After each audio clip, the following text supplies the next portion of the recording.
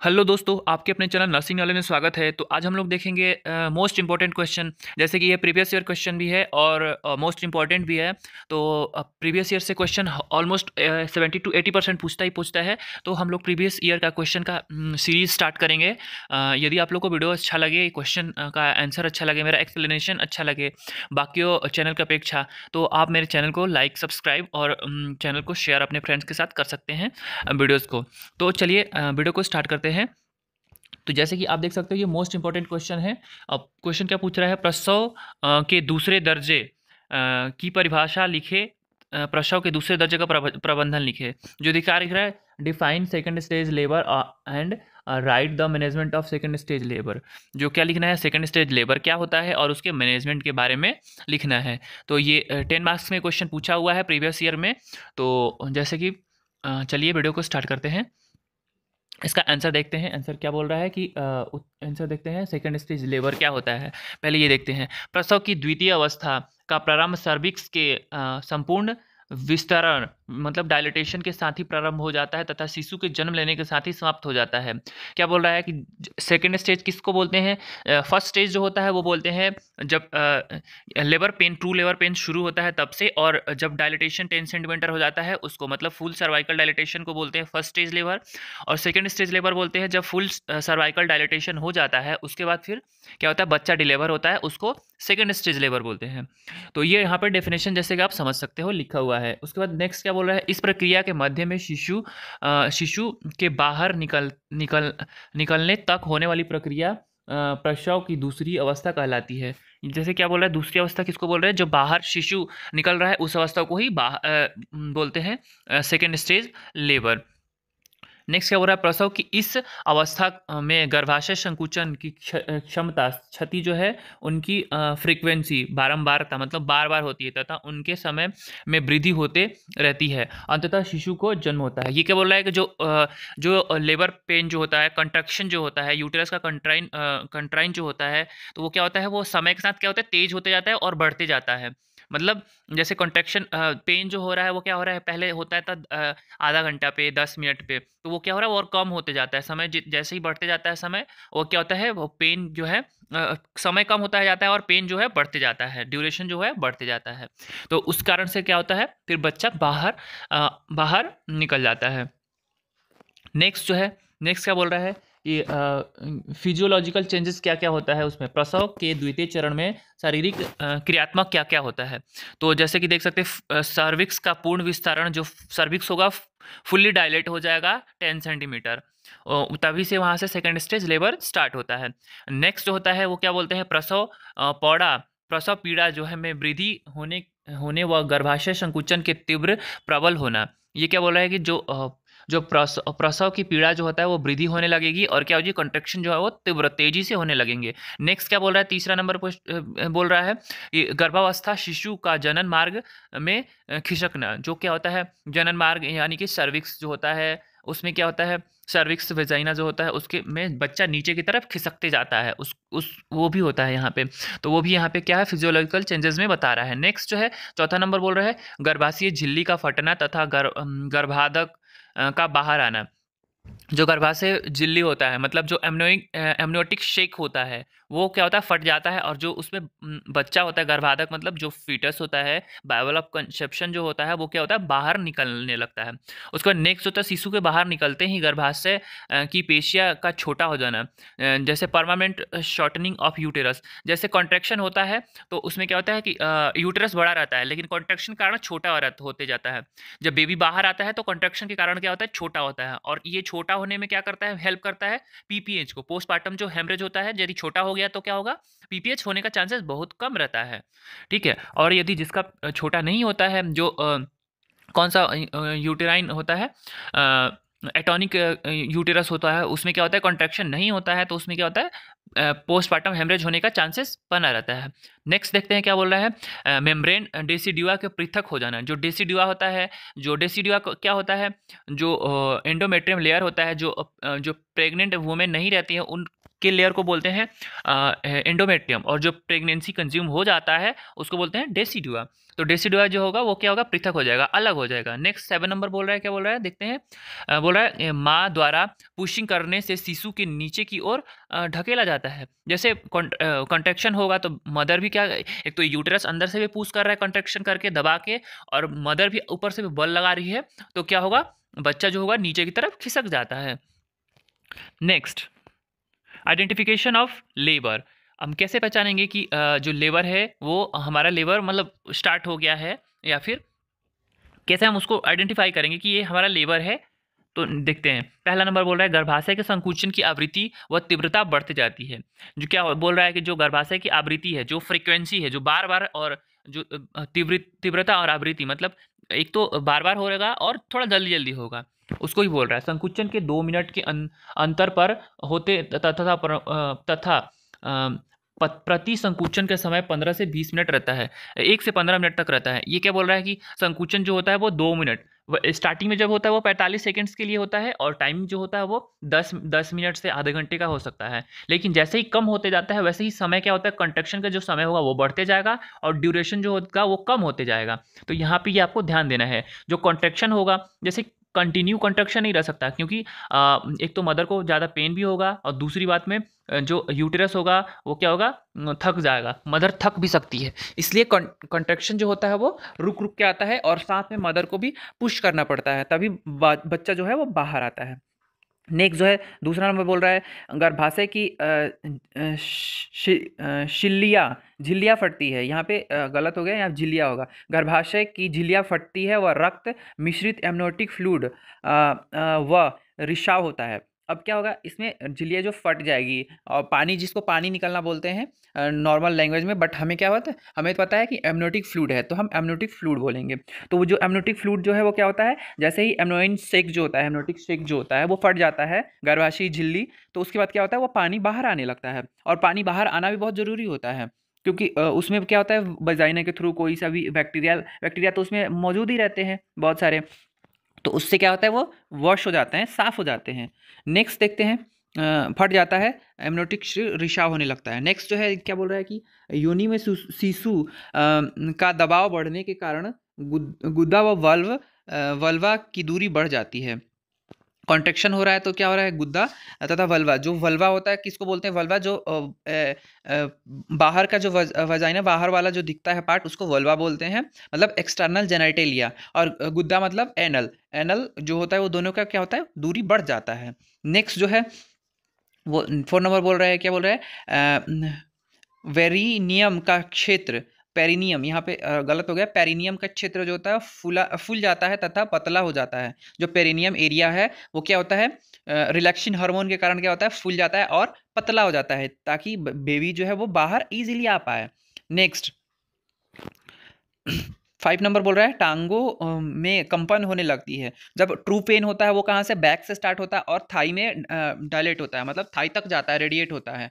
तो क्या होता है, टांगों में कंपन होने लगती है, जिसके कारण से क्या होता है, मदर को पुश करने में थोड़ा वो मिलता है, हेल्प मिलता है। नेक्स्ट जो है 6 नंबर बोल रहा है वल्वा से बाहर होकर शिशु प्रस्तुति भाग सिर दिखने लगता है। जब वल्वा होकर बाहर आने लगता है तो जो भी प्रेजेंटिंग पार्ट होता है वो क्या होता है, बाहर दिखने लगता है, और इस पार्ट को ही बोलते हैं हम, क्या बोलते हैं, क्राउनिंग बोलते हैं। जैसे ही बच्चा दिखने लगता है उसको क्राउनिंग बोलते हैं। नेक्स्ट जो है वो ग्रीवा, सर्विक्स जो होता है सर्विक्स जो होता है वो इफेंसिएंट होने लगता है, मतलब विलीन होने लगता है। सर्विक्स जो है वो क्या होता है, सर्विक्स जो है वो पहले आप सर्विक्स देखोगे कि ऐसे शेप में दिखता है या फील होता है, लेकिन उस जब क्या होता है, जब बेबी बाहर नीचे की ओर खिसकने लगता है तो क्या होता है, सर्विक्स पूरा दिखता ही नहीं है, वो गायब हो जाता है। नेक्स्ट नेक्स्ट क्या बोल रहा है, नेक्स्ट बोल रहा है question, management of second stage labour. कैसे मैनेज करेंगे आप सेकेंड स्टेज लेबर को, तो यहाँ पे मैनेजमेंट देखते हैं। पहला जो है सर्वप्रथम महिला को डिलीवरी टेबल पर बिठाएंगे, पीठ के बल देना चाहिए, पीठ के बल लिटा देना चाहिए, ठीक है। नेक्स्ट जो है वो क्या बोल रहे हैं, माँ तथा भ्रूण भ्रूण की स्थिति को आकलन करना चाहिए। जैसे फीटल हार्ट रेट आपको वो असेसमेंट करना है। उसके बाद फिर क्या है, माँ की भी वाइटल्स लेते रहना है आपको टाइम टू टाइम। नेक्स्ट जो है वो क्या बोल रहा है, गर्भाशयी संकुचन की तीव्र होने पर महिला को बल लगाने के लिए कहना चाहिए ताकि शिशु बाहर आ सके। जैसे ही उसको कॉन्ट्रैक्शन फील होगा, जैसे ही पेन आएगा उसको, तो क्या बोलना है कि जैसे कॉन्स्टिपेशन होता है, कड़ा लैट्रिन होता है, तो पुश करके हम क्या करते हैं, बाहर निकालते हैं। तो वैसे ही उसको पुश करना है, पुश करने के लिए बोलना है कि जैसे कड़ा लैट्रिन करते समय पुश करते हैं, वैसे पुश करना है। कब पुश करना है, ऐसे हर समय नहीं करना है। जब भी पेन हो, जब भी कॉन्ट्रैक्शन होता है यूटेरस का, तब क्या बोलना है, उसको पुश करने को बोलना है। नेक्स्ट, फिटल हार्ट साउंड जो है प्रत्येक 5 मिनट पर नोट करना चाहिए। फिटल हार्ट साउंड जो है वो क्या है कि कहीं बच्चा जो है फिटल स्ट्रेस में तो नहीं जा रहा है, तो फिटल हार्ट साउंड का जो है 5 मिनट पे नोट करते रहना है। कोई एबनॉर्मलिटीज़ की तरफ तो इंडिकेट नहीं कर रहा है। जैसे ही फिटल हार्ट साउंड कम आएगा तो क्या करेंगे, तुरंत डॉक्टर को जो वहाँ पे होंगे उनको सूचित करेंगे। नेक्स्ट 5वां नंबर बोल रहा है, महिला की योनि का गंभीरता की जाँच कर नोट कर लेना चाहिए। कोई भी उसके जो वजाइनल एक्सटर्नल वल्वा होता है उसको क्या करना है, आपको एग्जामिन करना है। और कोई भी यदि एबनॉर्मलिटीज़ लगे, जैसे क्या लगे, वजाइना का जो वो लेंथ है वो छोटा है, मतलब इपिजियोटमी करने का चांसेस बन सकता है, तो वो नोट करना है। या फिर कोई वुंड तो नहीं है, कोई सेप्सिस तो नहीं है पहले से, ये सब क्या करना है, नोट कर लेना है। नेक्स्ट जो है वो और कोई प्रेजेंटिंग पार्ट तो माल प्रेजेंटेशन तो नहीं है बच्चे का तो वहाँ पे ये सब नोट कर लेना है। नेक्स्ट 6 नंबर बोल रहा है, मिडवाइफ को देखना चाहिए कि कोड प्रोलैप्स तो नहीं है। हाँ, ये बहुत इंपॉर्टेंट है, कोड प्रोलैप्स देखना चाहिए। कहीं कोड प्रोलैप्स होगा तो क्या होगा, फीटल डिस्ट्रेस में चला जाएगा बच्चा। क्या कोड जो होता है वो क्या करता है, प्लेसेंटा से ऑक्सीजनेटेड ब्लड देता है बच्चे को, जो सांस लेने का कोई ज़रूरत नहीं पड़ता है। लेकिन कोड जब प्रोलैप्स हो जाएगा, बाहर निकल जाएगा, तो क्या होगा, वो ऑक्सीजनेटेड ब्लड जो है सप्लाई नहीं हो पाएगा फीटस के पास, तो क्या होगा, बच्चा जो है फिटल डिस्ट्रेस में जा सकता है। नेक्स्ट 7 नंबर बोल रहा है, प्रत्येक जांच भी संक्रमण तकनीक मतलब एसेप्टिक टेक्निक का प्रयोग करना चाहिए। कोई भी आप जांच कर रहे हो तो आपको क्या करना है, एसेप्टिक टेक्निक। एसेप्टिक टेक्निक में क्या होता है कि ऐसा कुछ भी नहीं करना जिससे इन्फेक्शन हो सके। आपको क्या करना है, एकदम सेप्टिक तरीके से करना है। जैसे कि आपको स्टेराइल ग्लव्स यूज़ करना है, और कोई भी प्रोसीजर कर रहे हैं तो आपको पहले खुद को डिसइंफेक्ट करना होगा। जो भी जैसे हैंड से कर रहे हैं या फिर इंस्ट्रूमेंट से कर रहे हैं तो वो स्टेराइल होना मोस्ट ज़रूरी है इंस्ट्रूमेंट, और हैंड जो होता है वो हैंड वॉश और ग्लव्स लगना ज़रूरी है। तो ये सब क्या होता है, असेप्टिक टेक्निक होता है। नेक्स्ट जो होता है, महिला को वुल्वा के क्षेत्र में उचित सफाई कर लेना चाहिए। जो वुल्वा होता है, वल्वा मतलब एक्सटर्नल जेनेटेलिया होता है, जो बाहर से दिखता है फीमेल का एक्सटर्नल जेनेटेलिया, उसको वल्वा बोलते हैं। तो उसको क्या करना चाहिए, उचित सफाई कर देना चाहिए पहले से ही। और जैसे ही वो एमनियोटिक फ्लूइड भी आएगा तो वो भी क्या करता है, वॉश करते हुए आता है उधर से, ताकि बच्चा का कोई इन्फेक्शन ना हो सके। 9 नंबर है, प्रसव के समय उपयोग सामग्री के सभी उपकरणों को सर्जिकल ट्रॉली के क्रमानुसार लगा लेना चाहिए। क्या क्या जैसे होना चाहिए, लोकल एनेस्थीसिया होना चाहिए। उसके बाद लोकल एनेस्थीसिया में जाइलोकेन लिग्नोकेन जो होता है, अथवा लिग्नोकेन यहाँ पे लिखा भी है। उसके बाद कैटगेट धागा भी होना चाहिए, क्योंकि हो सकता है एपिज़ोटमी करना पड़े तो क्या हो, वहाँ पे सिलाई की भी जरूरत पड़े। सिलाई के लिए सुइया जो होती है वो चाहिए। अम्बिलिकल कोड काटने के लिए कैंची, स्टेराइल कैंची चाहिए। उसके बाद थ्री कोड क्लैम्प्स दिया है तो यहाँ पे 3 क्लैम्प्स भी चाहिए। 1 निडल चाहिए और निडल होल्डर चाहिए। उसके बाद स्पंज होल्डर चाहिए, और गॉज के टुकड़े चाहिए, स्टेराइल कॉटन चाहिए, और सकिंग मशीन चाहिए, और तौलिया आदि चाहिए। ये सब यहाँ पे आप मेंशन कर दोगे। यदि आपको लॉन्ग लिखना है, 10 मार्क्स या 15 मार्क्स में दिया है, तो आपको क्या करना है, इसका यूजेस लिख देना है। तो यूजेस लिखोगे तो क्या होगा, पूरा लंबा चला जाएगा।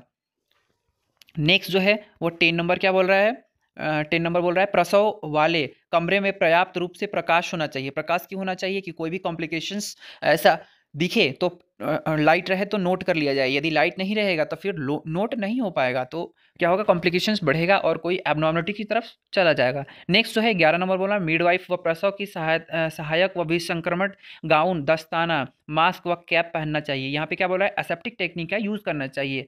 मतलब बोल रहा है गाउन जो होता है, दस्ताने जो होता है, मास्क जो होता है, कैप जो होता है, वो क्या होला, स्टेराइल होना चाहिए, विसंक्रमित होना चाहिए। नेक्स्ट जो बोल रहा है, महिला को डोर्सल अथवा लिथोटॉमी पोजीशन रखने चाहिए। यहाँ पे डोर्सल और लिथोटॉमी पोजीशन आप लोग फर्स्ट ईयर में ही पढ़े होंगे फंडामेंटल नर्सिंग में, तो आपको पता ही होगा। तो लिथोटॉमी और डोर्सल पोजीशन में रखना चाहिए। नेक्स्ट जो है वो नेक्स्ट जो देंगे इसको नर्सिंग केयर क्या देंगे, ये तो था मैनेजमेंट, बट हमें नर्सिंग केयर क्या क्या देंगे इसको, इस पेशेंट को यदि सेकेंड स्टेज लेबर में है तो। पहला प्रसव की पूरी जांच करनी चाहिए, प्रसव की पूरी जांच करनी चाहिए। जो भी जैसे जांच होता है, डायलिटेशन देखेंगे, साइंस देखेंगे, पेन देखेंगे, ये सब क्या क्या जांच कर लेंगे। उसके बाद वाइटल्स वाइटल्स उनका पेशेंट के जो फीमेल होंगी मदर का, उनका वाइटल्स चेक कर लेंगे। उसके बाद नेक्स्ट क्या है, next fetal heart sound FSH जो है प्रत्येक 15 मिनट पे नोट करते रहना चाहिए। वैसे 15 मिनट 5 मिनट यहाँ होना चाहिए, 15 मिनट ज़्यादा हो जाएगा, बट 5 मिनट पे, हर 5 मिनट पे आपको नोट करते रहना चाहिए। फिर उसके बाद महिला का मूत्राशय यदि वो एक्टिव लेबर में है तो 5 मिनट पे, और यदि लेटेंट लेबर में है फर्स्ट सेकेंड स्टेज का, तो क्या करना है, नहीं करना है। नेक्स्ट जो है नी चेस्ट पोजीशन की स्थिति में महिला को संतुलित बनाए रखना चाहिए। नी चेस्ट पोजीशन कौन सा होता है, जैसे घुटना और हाथ के बल पेशेंट वो फीमेल को लिटाना चाहिए। उससे क्या होता है, पेन जो होता है वो पेन का टाइमिंग जो होता है वो कम हो जाता है, या फिर वॉक करने से भी क्या होता है, पेन का जो टाइमिंग होता है वो कम हो जाता है। नेक्स्ट जो है शिशु के सभी जैविक चिन्हों की जांच करनी चाहिए। जो फीटस है उसके क्या वाइटल्स को जांच करना चाहिए। नेक्स्ट जो है शिशु की स्वच्छ बनाए रखने के स्वच्छ करने के बाद ट्रे में रख देना चाहिए। जो शिशु जो होता है वो बाहर आता है तो क्या होता है कि उसमें चिपचिपा सा पदार्थ रहता है, तो उसको क्या होता है, स्वच्छ करने के बाद जो टॉवेल जो होता है वो एकदम वॉश टॉवेल रहना चाहिए और वार्म टॉवेल रहना चाहिए। ध्यान रखें कि माँ की स्तर थोड़ी नीचे रहनी चाहिए, प्लेसेंटा नीचे की प्लेसेंटा से शीरा रक्त आपूर्ति बनी रहे। जो क्या बोल रहा है कि जैसे अभी कोड जो है अम्बिलिकल कोड जो है वो कट नहीं हुआ है, तो क्या करते हैं, नीचे रखते हैं थोड़ा बच्चा का जो होता है, क्योंकि ताकि फीटस जो सर्कुलेशन है वो बना रहे। कोड कट करने के बाद फिर मदर के पास या फिर बाजू में लिटा देते हैं, या वैसा कोई कॉम्प्लिकेशन है तो वार्मर में लिटा देते हैं। नेक्स्ट जो है वो क्या बोल रहा है कि माँ को शिशु के लिंग के बारे में बताना चाहिए। यहाँ पे आप मैनेजमेंट कर सकते हो, जैसे कि माँ के शिशु के लिंग के बारे में कब बताना है, यदि वो फीमेल पहली दे रही है, यदि उसकी ऑलरेडी पहले से 1 या 2 बच्चा लड़की हो चुकी है, पहले अपन तो क्या आता है हिस्ट्री ले ही लेते हैं, तो फिर यहाँ पे आपको तब नहीं बताना है। उसके बाद कब बताना है, जब मदर स्टेबल हो जाए तब बताना है। नहीं तो क्या होता है कि कितने बार मदर को पता चलता है कि मेरी दूसरी बेटी हो गई, तीसरी बेटी हो गई, तो क्या होता है मदर वहीं पे रोने लगती है, और रोते रोते क्या पड़ती है, वो शॉक में जा सकती हैं। तो इसलिए ये मदर को यदि प्राइमी मदर है तो फिर आप बता सकते हो, नो डाउट। लेकिन जैसे ही उसका दूसरा और तीसरा है और बेबी गर्ल है, क्योंकि यहाँ पे लोगों का क्या है मेंटेलिटी, हमें क्या पेशेंट को देखना है, हमें मतलब नहीं होता है कि बच्चा मेल है फीमेल, हमें कोई क्या है, हमें क्या, गवर्नमेंट का भी यही नियम है कि बच्चा मेल है या फीमेल है, कोई वो नहीं है बस। लेकिन हमें क्या, पेशेंट का हेल्थ को देखते हुए उनकी मनोवैज्ञानिक जो है वो सहारा देंगे। कुछ समय के लिए क्या करेंगे कि मदर जब स्टेबल हो जाए तब बताएंगे, क्योंकि बच्चा तो उनका ही है। तो फ्रेंड्स कैसा लगा वीडियो, अभी अपन लोग कंटिन्यू करेंगे वीडियो को। नेक्स्ट एंटीनेटल केयर क्या है, एंटीनेटल केयर के ऑब्जेक्टिव्स लिखने हैं, एम्स लिखने हैं, और फिर क्या वो लिखना है, गर्भावस्था में जो स्त्री को क्या सलाह देना चाहिए उसमें संक्षिप्त वर्णन करना है। डिस्क्राइब करेंगे short notes, antenatal care women का क्या क्या एडवाइस करेंगे।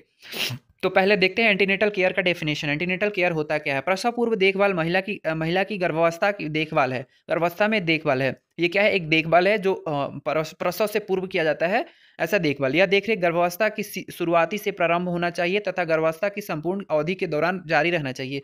ये जो क्या बोल रहा है कि जैसे ही प्रेगनेंसी कंज्यूम हुआ तब से लेकर जब तक बच्चा डिलीवर्ड नहीं हो जाता है तब तक की केयर करना चाहिए, और इसी को फिर एंटीनेटल केयर बोलते हैं। नेक्स्ट जो होता है, नेक्स्ट क्वेश्चन क्या बोल रहा है, ऑब्जेक्टिव्स या फिर एम जो होता है वो क्या रहता है। नेक्स्ट देखते हैं गर्भावस्था के दौरान माँ एवं यथासंभव उत्तम देखरेख की सुनिश्चित करना चाहिए। माँ की यथासंभव, जब जैसे ही गर्भावस्था हो रहा है तो यथासंभव जितना संभव हो सके, क्योंकि हर किसी का फाइनेंशियल सही नहीं रहता है, फाइनेंशियल बैकग्राउंड सही नहीं रहता है, तो जिसका जैसा हो यथासंभव कोशिश करेंगे कि मदर को जो है वो हेल्दी उत्तम देखरेख और जो भी टेस्ट है या फिर न्यूट्रिशन जो है डाइट है वैसा क्या है उनके हिसाब से हमें उनको करना है। उसका नेक्स्ट जो है बोल रहा है गर्भावस्था के दौरान माँ की अवस्था स्वास्थ्य और पोषणीय स्थिति युक्त सुदृढ़ करनी चाहिए। क्या बोल रहा है कि माँ के स्थिति कैसा है उसके दौरान जो न्यूट्रिशन है वो सुदृढ़ करना चाहिए, मतलब बताना चाहिए, दिखाना चाहिए। नेक्स्ट जो है हाई रिस्क जोखिम युक्त हाई रिस्क प्रेग्नेंट वुमेन को पहचान करना चाहिए तथा उनकी विशेष ध्यान ध्यान रखने की रखना और सुरक्षित प्रसव करना चाहिए। जो भी हाई रिस्क मदर है, जो भी जोखिम युक्त मदर है, उनको क्या करना है, पहले आइडेंटिफाई करना है और फिर क्या है, सुरक्षित प्रसव के लिए उनका विशेष ध्यान रखना है। नेक्स्ट जो है चौथा बोल रहा है कि मातृ तथा शिशु की मृत्यु दर को कम करना है। जो मातृ मृत्यु दर और शिशु मृत्यु दर है उसको कम करना है। नेक्स्ट 5 बोल रहा है सुरक्षित प्रसव जीवित पूर्ण और स्वस्थ शिशु का जन्म सुनिश्चित करना चाहिए। जो सुरक्षित प्रसव से क्या होगा, जीवित शिशु होगा, पूर्ण तथा स्वस्थ शिशु का जन्म सुनिश्चित करना चाहिए। जो भी हो वो उसके लिए उसको सुनिश्चित करना चाहिए कि आपका बेबी सही है और हम ऐसे ऐसे प्रोसीजर करेंगे और ऐसे ऐसे होगा। यदि कोई कॉम्प्लिकेशन होगा तो फिर क्या बोलेंगे उनको कि बेबी को अबॉर्ट कराने के लिए बोलेंगे। जैसे कोई भी कंजेनाइटल एबनॉर्मलिटीज़ है या फिर ऐसा एबनॉर्मलिटीज़ जो मदर पे क्या है इफेक्ट डाल रहा है, तो फिर ऐसे को फिर एमटीपी करने को बोलेंगे। नेक्स्ट जो है 6 बोल रहा है माँ को अपनी तथा नवजात शिशु की देखरेख के लिए शिक्षित करना चाहिए। जो भी मदर होती हैं उनको क्या होता है, उनको ज़्यादा जानकारी नहीं होता है। ज़्यादा मोस्टली ऐसे होते हैं कि गांव में ज़्यादा जानकारी नहीं होता है, पढ़े लिखे नहीं रहते हैं मदर, तो उनको क्या होता है उनके बारे में पूरे डिटेल्स में बताने हैं कि कैसे क्या करना है आपको। नेक्स्ट 7 नंबर बोला गर्भवती महिला तथा उनके परिजनों को गर्भवती महिला की देखरेख, पोषण, व्यक्तिगत स्वच्छता, आराम, पर्यावरण स्वच्छता के बारे में जानकारी प्रदान करनी चाहिए। महिला जो गर्भवती महिला है उसको और उसके परिवार को सॉरी क्या करना चाहिए, देख रेख करना चाहिए। देख रेख करने के लिए बोलना चाहिए स्वच्छता, जो पर्सनल हाइजीन है उसको, उसके बारे में पर्याप्त आराम जो है प्रॉपर रेस्ट के बारे में बताना है। और पर्यावरणीय स्वच्छता मतलब जो एनवायरमेंटल हाइजीन है उसके बारे में बताना है, आदि के बारे में जानकारी प्राप्त करना है। क्यों ये सब करना है, क्योंकि जो भी प्रेग्नेंट होती है वुमेन, उनको क्या होता है कि उनकी इम्यूनिटी जो होता है वो स्लाइटली कम हो जाता है। तो इसमें क्या होता है कि इन्फेक्शन होने का चांसेस ज़्यादा बढ़ जाता है और वो इन्फेक्शन बच्चे पे क्या अफेक्ट करेगा। तो इसलिए क्या करना चाहिए, हाइजीन रखना चाहिए ताकि कोई भी इन्फेक्शन ना हो। नेक्स्ट 8 नंबर बोल रहा है, क्या बोल रहा है 8 नंबर गर्भवती महिला एवं उनके परिजन से डिलीवरी के स्थान, नवजात की देखभाल आदि के बारे में विचार विमर्श करना चाहिए। जैसे पहले से ही विचार विमर्श कर लेना चाहिए कि आपको हॉस्पिटल में कराना है। यदि कोई हाई रिस्क प्रेगनेंसी है तो उसको क्या करना है कि उसको जो भी अच्छे हॉस्पिटल्स है वहाँ पे रेफ़र करना चाहिए। गवर्नमेंट हॉस्पिटल में उतने फैसिलिटीज़ नहीं होती है तो उनको पहले से बता के रखना है कि आपको ऐसा ऐसा है, या फिर सीजरियन सेक्शन है तो जहाँ पे उनको अच्छा लगे उसके बारे में वहाँ पे बता देना है। नेक्स्ट जो है फैमिली प्लानिंग के बारे में उनको बताना है, और फीमेल के जो हस्बैंड है उनको फैमिली प्लानिंग के बारे में बताना है कि कैसे 2 बच्चों के बीच में गैप रख सकते हैं।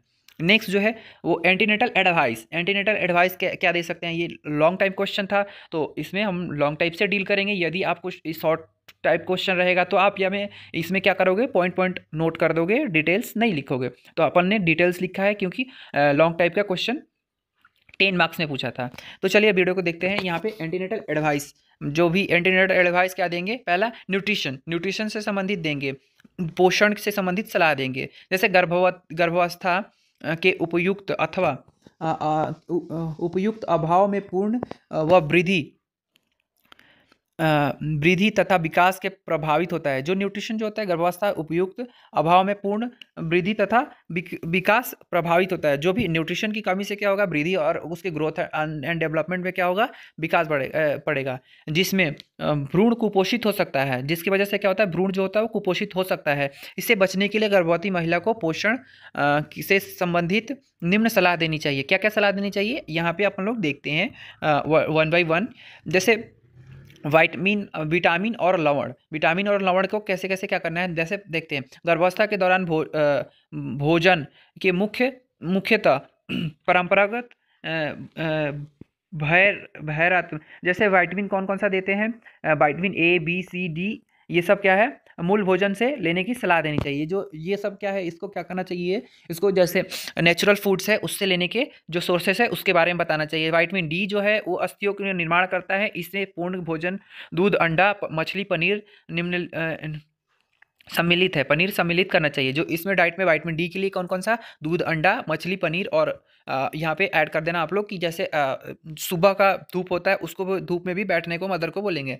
नेक्स्ट जो होता है गर्भकाल में रक्त अल्पता मतलब एनीमिया से बचने के लिए गर्भवती महिला को 5 से 10 mg फॉलिक एसिड की आवश्यकता होती है। जैसे 5 से 10 mg जो होता है फॉलिक एसिड की आवश्यकता होती है। इसके पूर्ति के लिए आहार में हरे पत्तेदार सब्जियां, उसके बाद सीरियल्स, दालें आदि शामिल करनी चाहिए। इसमें क्या करना चाहिए? फॉलिक एसिड के लिए हरा पत्तेदार सब्जियां और दाल जो होते हैं वो ऐड करना चाहिए, या फिर आप फॉलिक एसिड का भी गोली लेने को ऐड बोल सकते हो। उसके बाद नेक्स्ट बोल रहा है कि गर्भावस्था के दौरान महिला को 1000 से 1200 mg कैल्शियम की आवश्यकता होती है, जिसको पूर्ति के लिए आहार, दूध, अंडे उपयोग में किया जाना चाहिए। यहाँ पे कैल्शियम की पूर्ति के लिए क्या दूध और अंडे का उपयोग करना चाहिए। नेक्स्ट बोल रहा है गर्भवती महिला में आयरन की कमी से रक्त अल्पता होने की संभावना ज़्यादा बना रहता है, तो आयरन की गोली या फिर जो natural source green leafy vegetables होते हैं उसको लेने को बोलेंगे, उससे आयरन की पूर्ति हो जाएगी। नेक्स्ट जो होता है प्रसव पूर्व व्यायाम और आराम करने के कार्य। ये जो प्रसव पूर्व जो है क्या करना चाहिए? व्यायाम और आराम भी और कार्य कैसे करना है यहाँ पे बताना है। गर्भकाल में गर्भवती महिला को अच्छे स्वास्थ्य के लिए पर्याप्त आराम करना चाहिए। गर्भवती महिला को कम से कम 8 घंटे का नींद लेना चाहिए। यहाँ पे क्या बोला है? कम से कम 8 घंटे का नींद लेना ही चाहिए। तो व्यायाम और आराम कैसे करना है? गर्भावस्था के दौरान व्यायाम और आराम दोनों ही अत्यधिक महत्वपूर्ण होता है। गर्भवती महिला को चिकित्सक की सलाह में हल्के व्यायाम करना चाहिए। जो इसमें क्या करना चाहिए?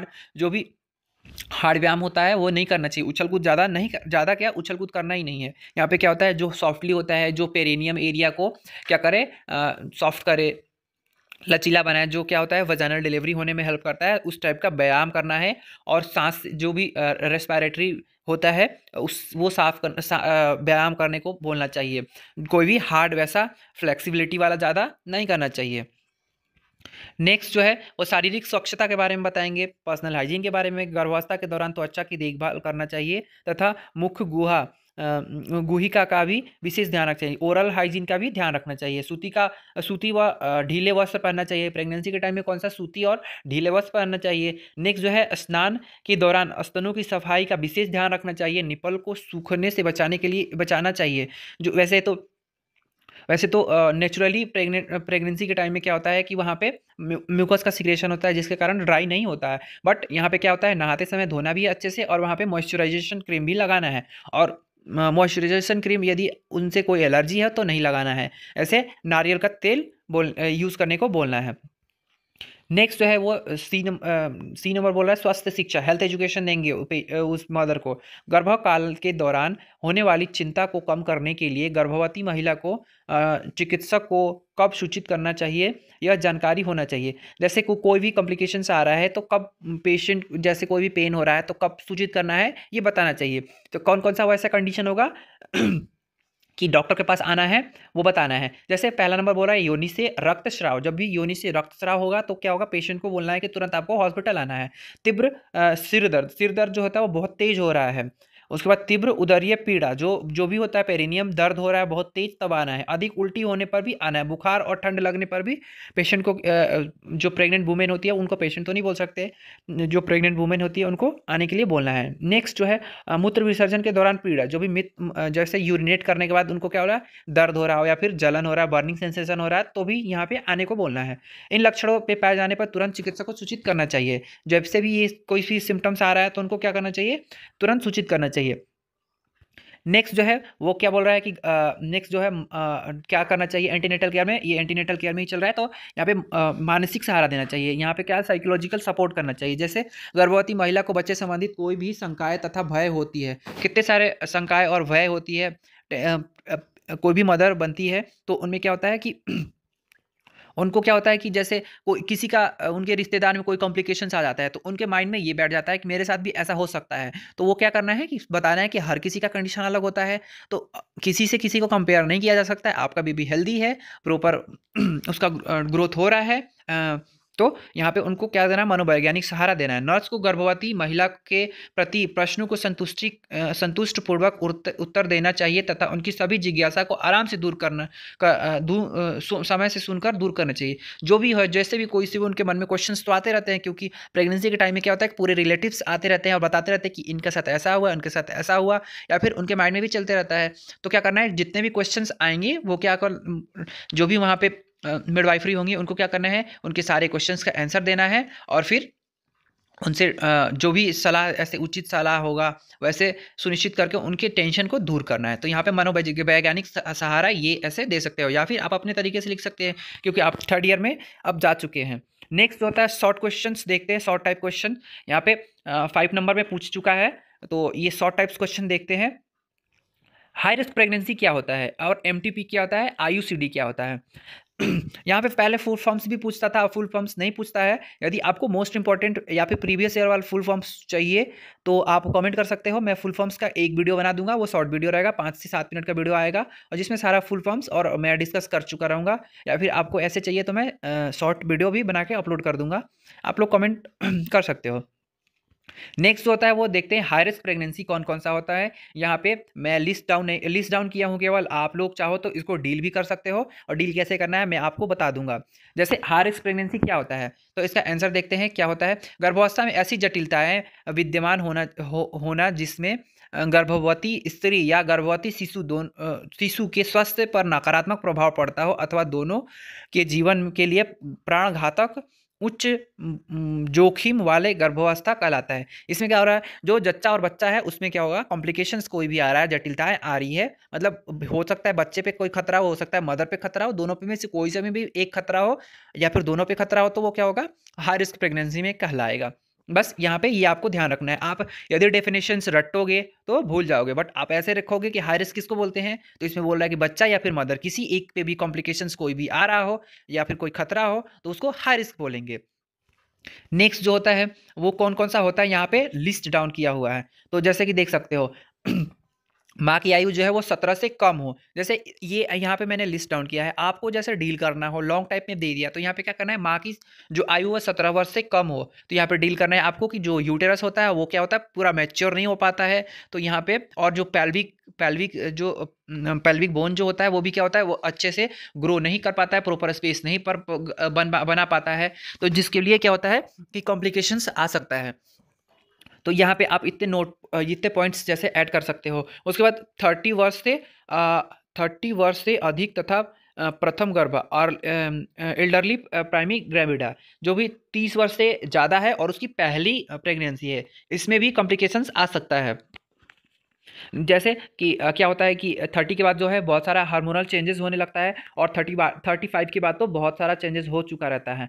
तो ये क्या होता है, अर्ली एल्डरली प्राइमरी ग्रेविडा, जो पहला बार मदर जो बन रही है वो भी 30 के बाद, यदि वो 30 से पहले बन चुकी है और इनका दूसरा बच्चा है तो वो हाई रिस्क में नहीं आएगा। उसके बाद माल प्रेजेंटेशन हो गया, जैसे माल प्रेजेंटेशन कौन कौन सा होता है, जैसे ब्रीज प्रेजेंटेशन हो गया और कौन सा शोल्डर प्रेजेंटेशन हो गया, ये दोनों प्रेजेंटेशन हो जाएगा तो क्या होगा, माल प्रेजेंटेशन हो जाएगा। और यहाँ पे आपको नोट करना है प्री इक्लेम्सिया या फिर इक्लेम्सिया हो गया, इसमें भी क्या होगा, हाई रिस्क प्रेग्नेंट रहेंगी। उसके बाद एंटीपार्टम हेमरेज हो गया, एंटीपार्टम हेमरेज किसको बोलते हैं, जैसे प्रसव से पूर्व ही जो रक्त वेजानल के थ्रू क्या होता है, ब्लड का सेक्रेशन होने लगता है, उसको क्या बोलते हैं, एंटीपार्टम हेमरेज बोलते हैं। मल्टीपल प्रेगनेंसी होगा, मल्टीपल प्रेगनेंसी मतलब एक से ज़्यादा बेबी, 2 या 3 या 4 फिर बेबी रहता है, उनको मल्टीपल प्रेगनेंसी बोलते हैं। उसके बाद बोल रहा है स्वास्थ्य की विषाक्तता, टॉक्सिसिटी ऑफ प्रेगनेंसी हो गया, इसकी वजह से भी हाई रिस्क प्रेगनेंसी होता है। नेक्स्ट जो होता है वो क्या बोल रहा है कि हाइड्रोमिनोज हो गया, हाइड्रोमिनोज में क्या होता है कि जो एमनियोटिक फ्लूइड जो होता है वो क्या होता है, वो ज़्यादा बनने लगता है। उसके बाद नेक्स्ट होता है क्षय रोग क्षय रोग मतलब टीबी हो गया, डायबिटीज़ हो गया, वह हृदय से पीड़ित महिला हो गया, को भी हार्ट से रिलेटेड उसको प्रॉब्लम है। कम लंबाई वाली महिला हो गया, कम लंबाई वाली महिला में क्या होता है, पैलेटिव पॉइड जो होता है वो पेल्विस पाया जाता है, जिसकी वजह से वजाइनल डिलीवरी में प्रॉब्लम होता है और उनका यूटेरस भी छोटा रहता है। जैसे नॉर्मल हाइट कम किसको बोलेंगे, 140 सेंटीमीटर से जो महिला का हाइट कम रहेगा उसको कम हाइट वाला बोलेंगे।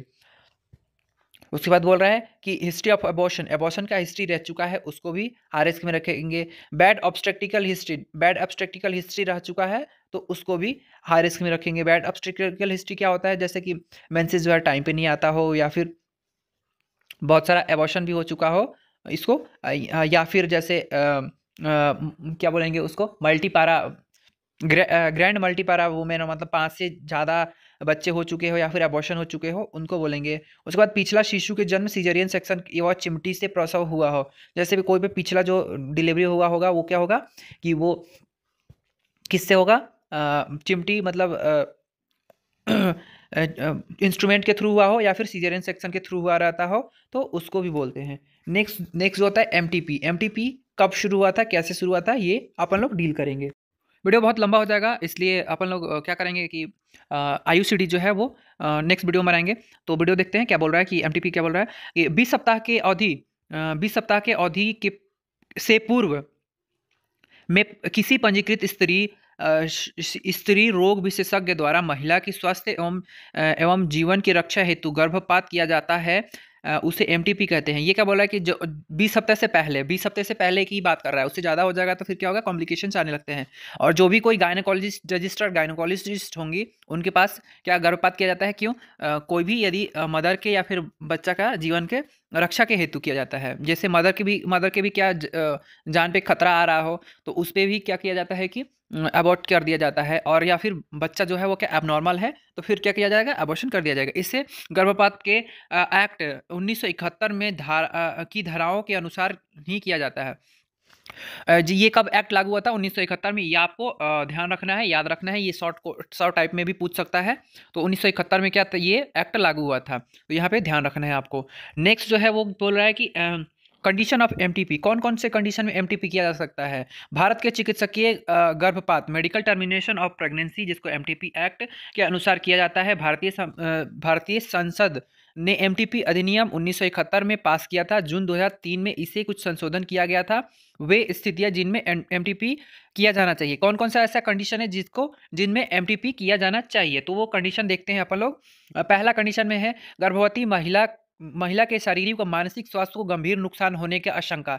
जो भी कोई भी ऐसा कंडीशन हो जिसमें महिला को गंभीर मानसिक और शारीरिक नुकसान होने का आशंका है तो फिर क्या किया जाता है, उसको अबॉर्ट किया जाएगा उस बच्चे को। बलात्कार के कारण किसी भी लड़की वह महिला के गर्भ स्थापित हो जाना, बलात्कार के बाद कोई भी यदि महिला हो या फिर लड़की हो तो उसका हो जाता है, यदि प्रेगनेंसी कंज्यूम हो जाता है तो उसको भी किया जाता है। उसके बाद गर्भधारण, गर्भ निरोधक औषधि के विफल हो जाने के कारण, कोई भी यदि कंट्रासेप्शन पील्स या फिर आयुसीडी जैसे यूज़ कर रहे हैं तो उसमें क्या होगा, उसमें हो जाएगा तो उसको भी क्या क्या विफल होने के कारण में भी किया जा सकता है। क्यों, उसमें क्या होता है, एबनॉर्मल बच्चे पैदा होते हैं।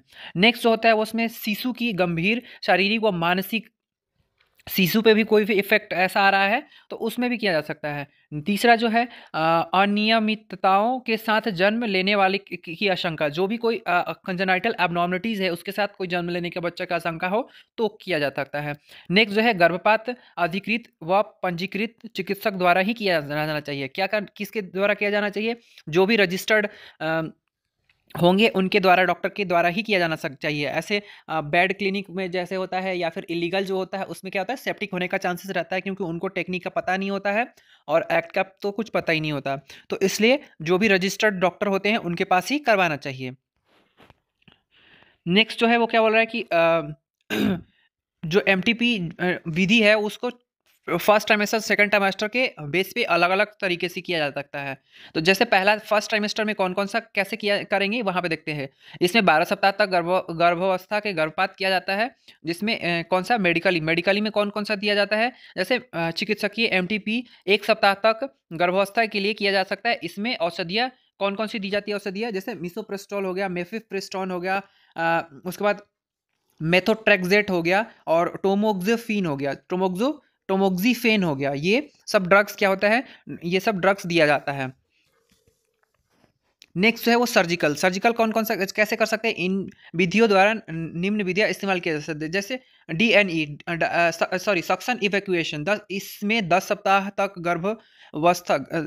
की गर्भावस्था में इस्तेमाल किया जाता है। इसमें एक कैनुला सक्शन मशीन के जोड़कर गर्भाशय में डाला जाता है और सक्शन द्वारा कंसेप्शन प्रोडक्ट का बाहर निकाल लिया जाता है। इसमें क्या बोल रहा है कि एक कैनुला, सक्शन कैनुला जो डालते हैं वजाइना के थ्रू यूटेरस में, और फिर वहाँ से क्या किया जाता है, जो भी वाइबल कंसेप्शन है, जो भी वहाँ बच्चा इम्प्लांट हुआ है 10 सप्ताह के अंदर में, उसको क्या किया, सक कर लिया जाता है, खींच लिया जाता है। नेक्स्ट जो होता है वो क्या बोला, DNE डायलिटेशन एंड इवैक्यूएशन क्या होता है, इस विधि में 6 से 8 सप्ताह तक किया जाता है। इस इस्तेमाल किया जाता है तथा मेटल डिटेक्टर के यहाँ पे क्या होगा, डीएनसी होगा, यहाँ पे ये गलत हो गया है फ्रेंड। डायलिटेशन एंड क्यूरिटेज होगा। ये क्यूरिटेज जो होता है फर्स्ट ट्राइमेस्टर में किया जाता है और इवेक्यूएशन जो होता है वो सेकंड ट्राइमेस्टर में किया जाता है। तो यहाँ पे ये क्या होगा, यहाँ पे डायलिटेज एंड क्यूरिटेज होगा। यहाँ पे लिखने में गलती हो गया है, तो फ्रेंड्स आप लोग करेक्ट कर लेना। यहाँ पे डीएनसी होगा, डायलिटेशन एंड क्यूरिटेज होगा। इस विधि में 6 से 8 हफ्ते के गर्भावस्था में इस्तेमाल किया जाता है। मेडिकल डायलेटर की सहायता से सर्विक्स को फैलाया जाता है, डायलेट किया जाता है, एवं गर्भाशय गुहा में कंसेप्शन ऑफ प्रोडक्ट को इवैक्यूएट किया जाता है। जो भी होता है उसको क्या किया जाता है, क्यूरिटेज किया जाता है। तो यहाँ पे आप करेक्शन कर लेना फ्रेंड्स। और यहाँ पे जो सेकंड ट्राइमेस्टर होता है इसमें क्या किया जाता है, 13 से 20 सप्ताह तक की गर्भावस्था को की स्थान गर्भावस्था की गर्भपात किया जाता है, जिसमें क्या बोल रहा है कि 13 से 15 सप्ताह तक के गर्भावस्था को डीएनई किया जाता है। उसके बाद डीएनई इसमें करते हैं सेकंड ट्राइमेस्टर वाला में, डायलिटेशन एंड इवैक्यूएशन। उसके बाद इंडक्शन ऑफ एबॉर्शन के लिए प्रोस्टाग्लैंडिन का भी उपयोग किया जाता है। उसके बाद इंडक्शन ऑफ एबॉर्शन के लिए हाइपोटोनिक सोल्यूशन अंतः गर्भाशयीय इंट्रा यूटेराइन आइसोलेशन किया जाता है, जिसमें हाइपोटोनिक सोल्यूशन का यूज़ किया जाता है। अब और कौन कौन सा